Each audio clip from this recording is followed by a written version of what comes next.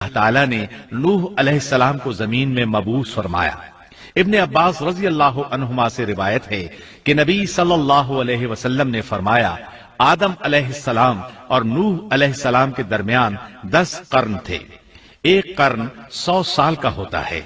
آدم علیہ السلام کے 1000 سال بعد تک لوگ توحید پر قائم رہے، پھر آہستہ آہستہ شیطان نے انہیں شرک کے راستے پر ڈال دیا، شرک عام ہو گیا، ایک اللہ کی عبادت بالکل ختم ہو کر رہ گئی۔ تب اللہ نے نوح علیہ السلام کو مبعوث فرمایا، انہوں نے اللہ کی طرف دعوت دی، انہوں نے بہت مشقت اٹھائی، جیسا کہ سورہ نوح میں اللہ فرماتے ہیں،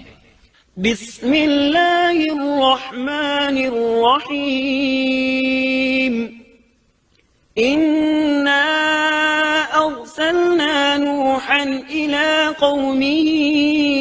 ان انذر قومك من قبل